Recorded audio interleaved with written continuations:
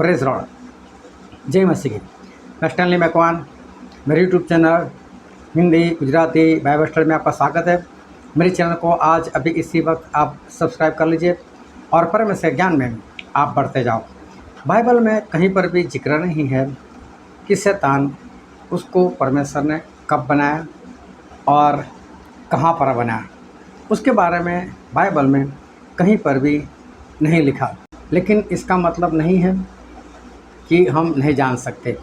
पवित्र आत्मा हमें सारी बातें सिखाते हैं। आज किसी भी पास्टर, किसी भी परमेश्वर के दास को पूछो शैतान कहाँ से आया, उसको किसने बनाया, शैतान के अंदर पाप कैसे आया, तो ज़्यादातर सभी लोगों की ज़बान से एक झूठ बाहर आता है। क्या है वो झूठ? परमेश्वर ने इंसान बनाने से पहले शैतान को बनाया था, मतलब कि स्वर्गदूतों को बनाया था, और शैतान भी एक स्वर्गदूत था। और परमेश्वर ने उन सभी स्वर्गदूतों का जो प्रधान स्वर्गदूत था वो शैतान को बनाया। शैतान का नाम रखा था लूसीफर। लूसीफर उसका नाम था। वो सभी स्वर्गदूतों से परमेश्वर की आराधना करवाता था। वो देखने में खूब सुंदर था और बहुत ही सामर्थी था। एक बार उसे ऐसा घमंड आया कि मैं सभी बातों में तो बेहतर हूँ, सभी स्वर्गदूतों से मैं तो बेहतर हूँ, तो मैं क्यों ना परमेश्वर के जैसा बन जाऊँ। तो उसके अंदर घमंड आया कि मैं भी मेरा सिंहासन और परमेश्वर के सिंहासन के तुल्य बनाऊँगा, मैं उनसे ऊपर अपने आप को रखूँगा। ऐसा उसको घमंड आया। जब उसे घमंड आया तो परमेश्वर ने शैतान को स्वर्ग से इस धरती पर फेंक दिया। ये सब जो मानना है उसके पीछे कुछ बाइबल के वचन मिलते भी हैं, और हम बाइबल से पढ़ते हैं यहेजकेल उसका 28वां अध्याय और वचन 17।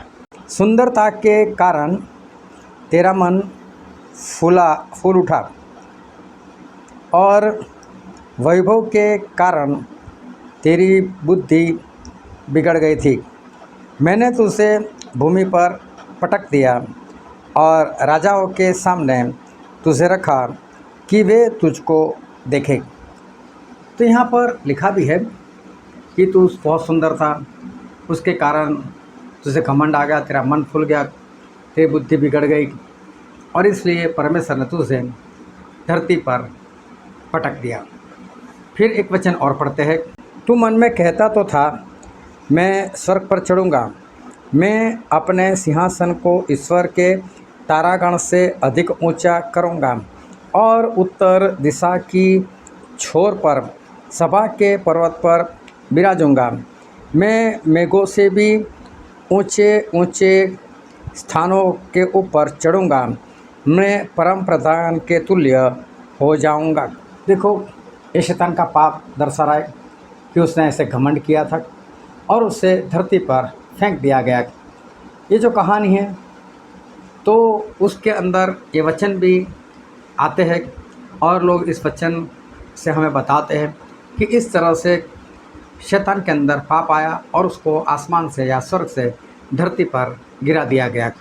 फिर एक वचन और पढ़ते हैं यहेजकेल 28 और 13।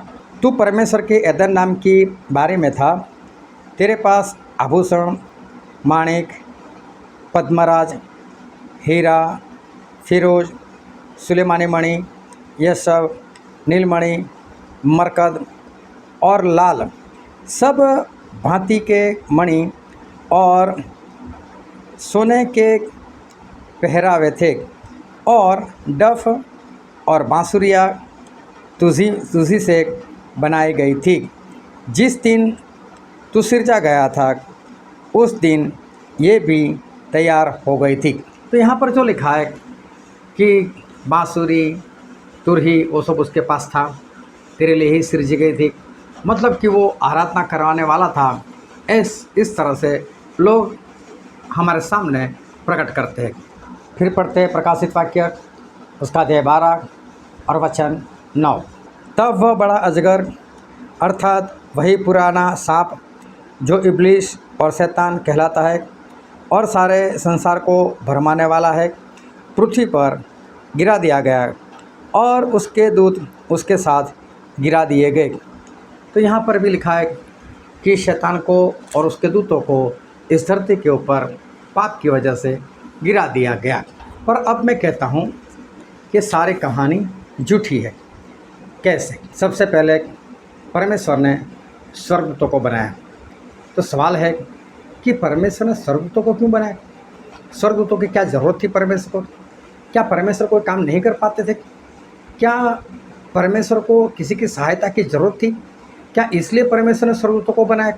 परमेश्वर ने जितना कुछ बनाया उसके पीछे कोई वजह थी, उसके पीछे कोई ना कोई काम ज़रूर था। इसलिए परमेश्वर ने जो कुछ बनाया वो किसी कारण से बनाया। तो स्वर्गदूतों को बनाने के पीछे क्या परमेश्वर का कारण था? इन लोगों को, स्वर्गदूतों को परमेश्वर ने बनाया क्यों?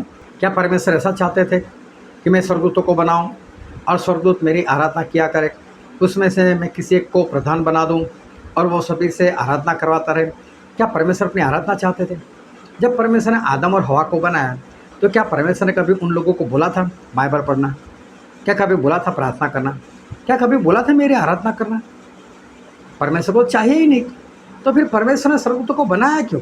परमेश्वर को किसी की आराधना चाहिए ही नहीं। आराधना के लिए उन्होंने किसी को पैदा नहीं किया, ये तो पाप आया ना।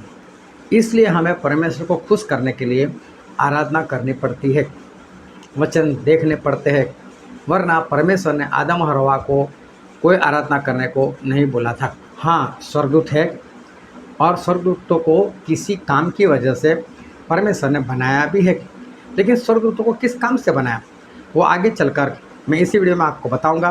मेरे साथ वीडियो में लगातार बने रहो। थोड़ा सोचो कि परमेश्वर ने अगर सबसे पहले स्वर्गदूतों को बनाया और उस स्वर्गदूतों को बनाने के बाद लूसीफर को व शैतान को उन सभी का प्रधान बना दिया, क्या परमेश्वर ऐसा कर सकते हैं? ये तो पक्षपात वाली बात नहीं हो गई। चलो मैं एक उदाहरण देता हूँ कि समझ लो कि 50 लोग ऐसे हैं जिन लोगों ने बीकॉम किया, सभी की आयु एक समान, सभी समझ लो 21 साल के हैं, सभी ने एक साथ बीकॉम किया, सभी ने एक ही कॉलेज में बीकॉम किया, सभी ने एक ही सब्जेक्ट अकाउंट के साथ ही बीकॉम किया और साथ में सभी के 70% है। किसी का 70.1 नहीं है और किसी का 69.9 नहीं है, सभी एक समान है। अभी समझ लो इनमें से किसी एक को प्रधान बनाना हो, आप किसको बनाओगे? जब सभी एक ही जगह पर पढ़े हैं, सभी के परसेंटेज एक है, सभी का सब्जेक्ट एक है, सभी की डिग्री एक है, सभी की आयु भी एक है, तो फिर हम प्रधान किसको बनाएं? सब एक समान है। अगर सभी एक समान है तो हम उसमें से किसी को प्रधान नहीं बना सकते। अगर परमेश्वर ने स्वर्गदूतों को बनाया तो जाहिर है सभी को एक समान बनाया होगा, किसी को बड़ा छोटा तो बनाएंगे नहीं, ये तो पक्षपात हो गए। और सभी को एक समान बनाया और एक समान बनाने के बाद अगर शैतान को, लूसीफर को सबका हेड बनाते, प्रधान बनाते, तो क्या ये पक्षपात नहीं हुआ? कि इसको पक्षपात नहीं कहा जाएगा? क्या परमेश्वर पक्षपात कर सकते हैं? परमेश्वर कभी भी पक्षपात नहीं कर सकते, क्योंकि बाइबल में लिखा है, प्रेरितों के काम उसका 10वां अध्याय और वचन 34। तब पतरस से कहा, अब मुझसे निश्चय हुआ कि परमेश्वर किसी का पक्ष नहीं करते। इतना तो स्पष्ट लिखा है कि परमेश्वर किसी का पक्ष नहीं करते। अगर परमेश्वर स्वर्गदूतों को बनाए, एक साथ बनाए, एक समान बनाए और उसमें से किसी को प्रधान बना दे तो ये पाप हो जाएगा, ये पक्षपात हो जाएगा। इसलिए परमेश्वर कभी भी ऐसा नहीं कर सकते। तो ये जो कहानी बरसों से चलती आई है वो यहाँ पर झूठी साबित होती है। अब हम बात करते हैं शैतान के नाम की, जो लूसीफर नाम रखा है उसके बारे में अब हम आगे बढ़ेंगे।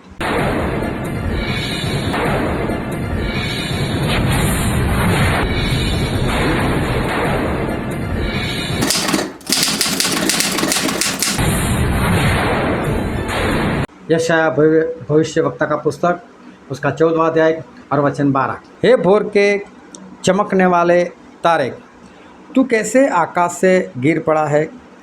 तू वो जाति जाति को हरा देता था, तू अब कैसे काट कर भूमि पर गिराया गया है। यहाँ पर लिखा है, हे भोर के चमकने वाले तारे। ये भोर के चमकने वाले जो तारे, ये शब्द जो लिखा है उसका अगर इंग्लिश करना है तो वह है लूसीफर। अभी देखो यहाँ पर इस शैतान को संबोधन किया है, हे भोर के चमकने वाले तारे, नाम नहीं। हम किसी को बुलाते हैं ना, ए झूठे, ए चोर, उसके काम ऐसे। इसी तरह से ये सुबह में जो चमकने वाला तारा होता है उतना तेज इसके अंदर था, तो इसलिए उसको इस तरह से पुकारते थे। यहाँ पर पुकारा गया, हे भोर के चमकने वाले तारे, तो कैसे गिराया गया?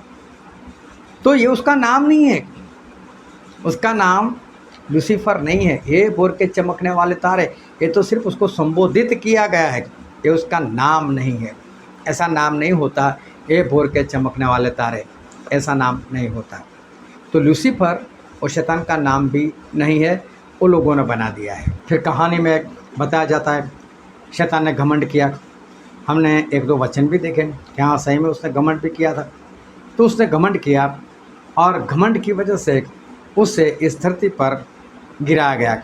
लेकिन हम एक वचन पढ़ते हैं, प्रकाशित वाक्य उसका 12वां अध्याय और 7वें वचन से लेकर 9 वचन तक। फिर स्वर्ग में लड़ाई हुई। मिकाएल और उसके स्वर्गदूत अजगर से लड़ने के लिए निकले और अजगर और उसके दूत उससे लड़े, परंतु प्रबल न हुए और स्वर्ग में उनके लिए फिर जगह न रही। तब वह बड़ा अजगर अर्थात वही पुराना सांप जो इब्लीस और शैतान कहलाता है, जो सारे संसार को भरमाने वाला है, पृथ्वी पर गिरा दिया गया और उसके दूत उसके साथ गिरा दिए गए। यहाँ पर ऐसा लिखा है कि अजगर मतलब शैतान, वो पुराना सांप, उसकी मिकाएल स्वर्गदूत से लड़ाई हुई। मिकाएल और उसके स्वर्गदूत लड़े और इधर शैतान और उसके दूत लड़े। ये दोनों की लड़ाई हुई, लेकिन शैतान प्रबल न हुआ और इस लड़ाई के कारण उसको धरती पर फेंका गया। उस घमंड की वजह से नहीं, घमंड भी किया था, उसका पाप था उसका, लेकिन घमंड की वजह से उसको धरती पर नहीं फेंका गया। उसको धरती के पर कब फेंका गया? जब उसकी एक लड़ाई हुई। उस लड़ाई की वजह से उसको इस धरती पर फेंका गया, तो घमंड की वजह से नहीं फेंका गया। तो कहानी यहाँ पर भी एक जगह पर झूठी पड़ती है। ये लड़ाई कौन सी थी? ये लड़ाई कब हुई थी? उसका भी उत्तर दूंगा, लेकिन बने रहो मेरे साथ मेरे चैनल पर और इस वीडियो में। जब शैतान को फेंका गया तब बाइबल में क्या लिखा है? और हम वचन पढ़ते हैं, प्रकाशित वाक्य उसका 12वां अध्याय और वचन भी 12। इस कारण हे स्वर्ग और उसमें रहने वाले मगन हो, हे पृथ्वी और समुंदर तुम पर हाय, क्योंकि शैतान बड़े क्रोध के साथ तुम्हारे पास उतर आया है, क्योंकि वह जानता है कि उसके पास थोड़ा ही वक्त रह चुका है। देखो, जब शैतान को गिराया गया तो ऐसा लिखा है कि स्वर्ग और उसमें रहने वालों तुम तो मगन हो जाओ, लेकिन धरती और समुद्र में रहने वालों अब तुम्हारी हालत बिगड़ जाएगी। अब तुम्हारे पास शैतान उतर आया है। इसका मतलब जब शैतान को इस धरती पर फेंका गया तब धरती पर बस्ती थी और समुद्र में भी जीव जंतु थे, तब शैतान को इस धरती के ऊपर फेंका गया। पर जो शैतान की एक कहानी चल रही है जो झूठी है, उसके हिसाब से तो शैतान को उस वक्त फेंका गया जब इस धरती पर कोई नहीं था, आदम को भी नहीं बनाया गया था, उससे पहले उसको फेंका गया था, ऐसा कहना है। तो यहाँ पर वो कहानी झूठी साबित होती है। और अगर शैतान को जब कोई बस्ती नहीं थी, जब आदम पे नहीं था, एदन का बाग भी नहीं था, तब परमेश्वर ने उसको स्वर्ग से इस धरती पर गिरा दिया। इसका मतलब उस वक्त धरती थी। लेकिन यशायाह उसका 45वां अध्याय और वचन 18 हम पढ़ते हैं, क्योंकि यहोवा जो आकाश का सृजनहार है वही परमेश्वर है, उसी ने पृथ्वी को रचा और बनाया, उसी ने उसको स्थिर भी किया। उसने उसे सुनसान रहने के लिए नहीं परंतु बसने के लिए रचा है। वही यूँ कहता है, मैं यहोवा हूँ, मेरे सिवाय दूसरा कोई नहीं है। देखो, यहाँ पर परमेश्वर ऐसा बोलते हैं कि मैंने इस धरती को बनाया, सुनसान रहने के लिए नहीं बनाया। अगर परमेश्वर ने स्वर्गदूतों को बनाया, उनको स्वर्ग में रखा, शैतान को उसका प्रधान बना दिया और उसे जब पाप आया उसके फेंक दिया और धरती पर आ गया, लेकिन धरती पर कुछ नहीं था, सुनसान थी, आदम को भी नहीं बनाया गया था, तो धरती वहाँ कर क्या रही थी? जबकि परमेश्वर तो ऐसा बोलते हैं, मैंने उसको सुनसान रहने के लिए बनाया नहीं। मतलब परमेश्वर ने धरती उसी वक्त बनाई होगी जब परमेश्वर ने उसके ऊपर बस्ती के लिए कुछ सोचा है। मतलब धरती को सुनसान रहने के लिए परमेश्वर ने नहीं बनाया, तो इसलिए शैतान कभी भी उस वक्त नहीं गिराया गया कि जब धरती पर कोई नहीं था। तो जो झूठी कहानी है वो यहाँ पर एक बार फिर झूठी साबित होती है कि शैतान को उस वक्त गिराया गया कि जब धरती पर कोई नहीं था। ये बात गलत है, वो बात झूठी है। लेकिन जब उसको गिराया गया तो स्वर्गदूतों ने तो आनंद किया, बोले मगन हो जाओ, लेकिन धरती और उसके ऊपर रहने वालों, समुद्र और उसके अंदर रहने वालों, तुम्हें हाय, तुम्हें अफसोस, शैतान तुम्हारे पास आया। इसका मतलब धरती पर बस्ती थी, तब उसको गिराया गया। फिर ये झूठी कहानी ऐसा बता रही है कि शैतान एक स्वर्गदूत था, लेकिन बाइबल में कहीं पर भी ये नहीं लिखा कि शैतान स्वर्गदूत था। चलो एक वचन पढ़ते हैं, यहेजकेल उसका 28वां अध्याय और वचन 14। तू छाने वाला अभिषिक्त करूब था, मैंने तुझे ऐसा ठहराया कि तू परमेश्वर के पवित्र पर्वत पर रहता था। तू आग सरीखे चमकने वाले मणियों के बीच चला फिरता था। यहाँ पर लिखने के अनुसार ऐसा लिखा है कि शैतान जो था वो तो अभिषिक्त करूब था, स्वर्गदूत नहीं लिखा। स्वर्गदूत और करूब में बहुत अंतर है, मैं आगे चलकर बताऊंगा आपको। अब देखो करूब किससे कहते हैं। करूब एक मध्यस्थ होता है। करूब का मतलब होता है जो परमेश्वर से बातें सुनकर इंसानों को बताता है और इंसानों की बातें परमेश्वर को बताता है। अगर मैं कोई इंसान बीमार है और मैं परमेश्वर को बता दो, परमेश्वर ये भाई साहब बीमार है, इनको चंगाई दे दो, और परमेश्वर बोलते हैं कि जा तू उसको इतना कह दे कि मेरी आज्ञाओं को माने, मैं उसको चंगाई दे दूंगा। तो मैं परमेश्वर की बात अगर उसको बताता हूँ तो मैं करूब हूँ। तो करूब का मतलब है मध्यस्थ। करूब कोई स्वर्गदूत नहीं है। और अगर करूब के बारे में पूरा जानना है तो स्क्रीन के ऊपर मैंने उसके लिंक रखी है, देख लो, और उस लिंक पर जाना। बहुत बड़ी स्टडी है, थोड़ी लंबी है, लेकिन करूब क्या होता है, किसे करूब कहते हैं, उसको पूर्ण रीति से उसमें बताया गया है। और आपको भी परमेश्वर अच्छा ज्ञान देंगे, ज़रूर इस वीडियो को देखना। अब हम ये देखते हैं कि सच में है क्या। परमेश्वर ने स्वर्गदूतों को कब बनाया। अब उत्पत्ति का जो पुस्तक है उसमें उत्पत्ति कब किसको कहाँ बनाया गया वो सब कुछ लिखा है। उत्पत्ति का पूरा अध्याय पढ़ लो। 6 दिन तक क्या परमेश्वर ने कहीं पर भी स्वर्गदूत को बनाया? नहीं। क्या 6 दिन से पहले परमेश्वर स्वर्गदूतों को बनाया, ऐसा कहीं पर लिखा है? वो भी तो नहीं लिखा। 6 दिन में परमेश्वर ने सूरज बनाया, परमेश्वर ने चांद बनाया, सितारे बनाए, बहुत कुछ बनाया, लेकिन कहीं पर भी स्वर्गदूत का जिक्र नहीं है। चलो मैं आपसे एक सवाल करता हूँ कि परमेश्वर को सेनाओं का परमेश्वर कहते हैं, तो चलो परमेश्वर की सेना में कौन है? सही बात है, परमेश्वर की सेना में स्वर्गदूत है। अब हम एक वचन पढ़ते हैं, उत्पत्ति इसका 2वां अध्याय 1 और 2 वचन। यूँ आकाश और पृथ्वी और उसकी सारी सेना का बनाना समाप्त हो गया और परमेश्वर ने अपना काम जिसे वह करता था 7वें दिन समाप्त किया और उसने अपने किए हुए सारे काम से 7वें दिन विश्राम किया। यहाँ पर ऐसा लिखा है, इसी तरह से परमेश्वर ने अपनी सेना को बनाना समाप्त किया। 7वें दिन परमेश्वर ने अपना काम समाप्त किया।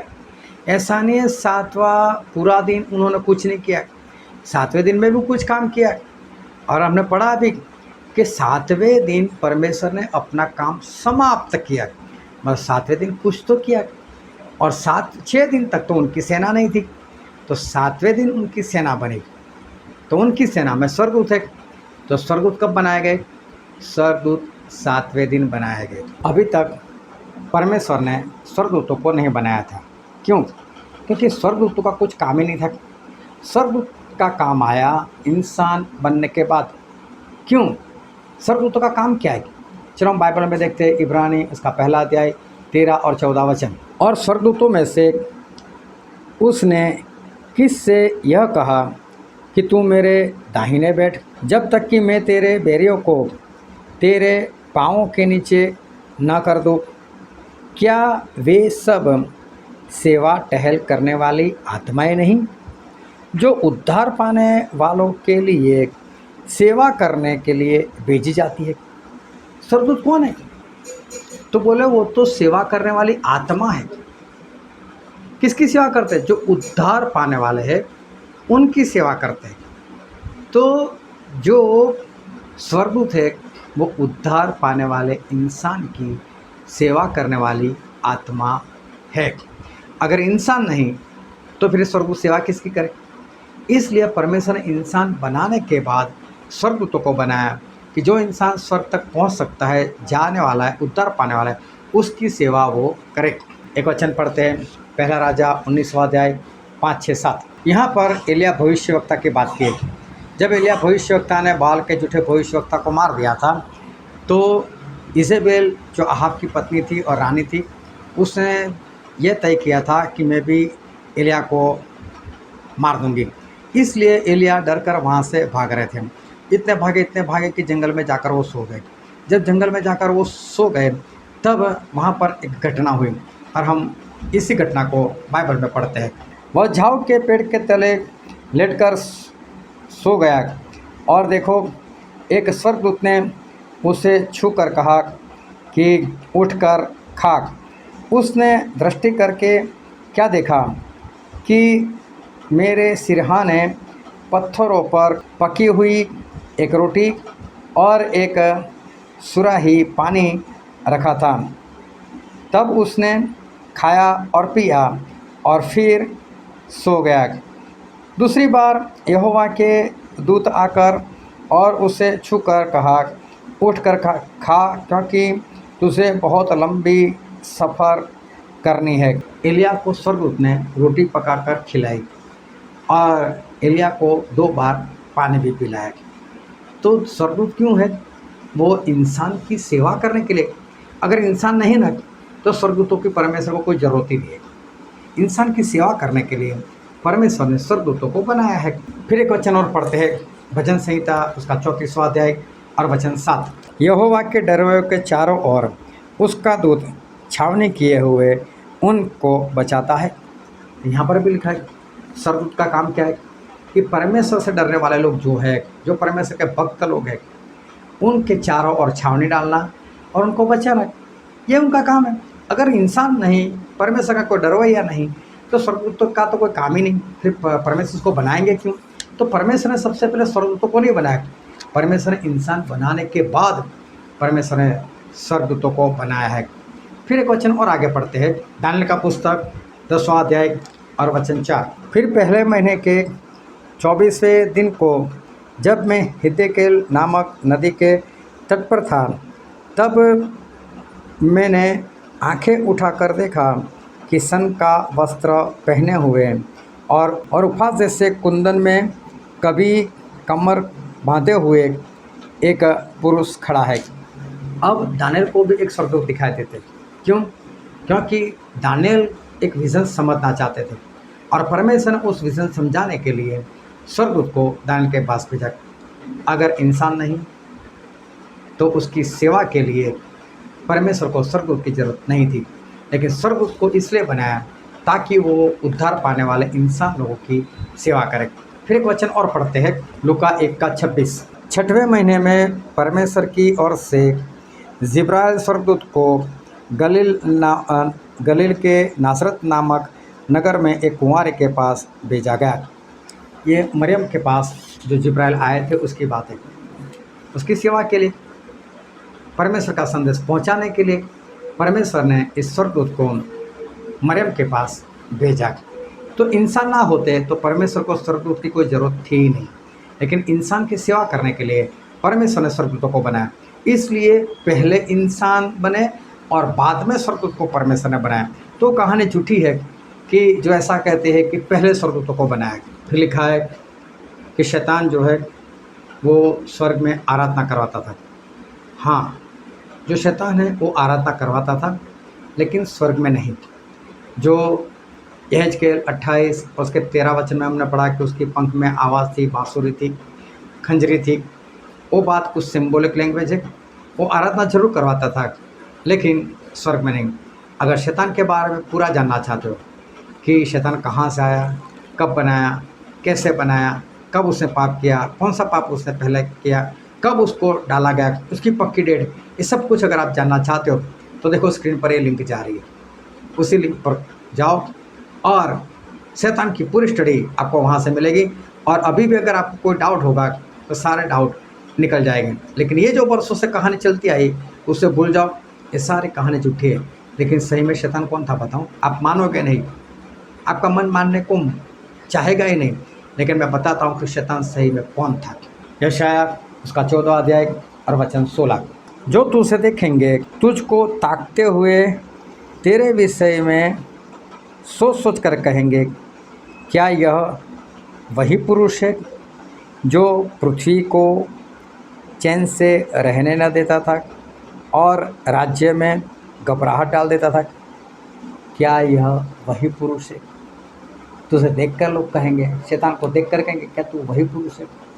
शैतान एक पुरुष था, स्वर्गदूत नहीं था। सच्चाई जानो, मैंने जो वीडियो बताया उसमें जाओ और पूरी सच्चाई जानो, क्योंकि वो हमारा दुश्मन है। उसके बारे में जानना बहुत ज़रूरी है। लेकिन ये झूठी कहानी से आप बाहर आ जाओ। परमेश्वर आपको आशीष दे। आमीन।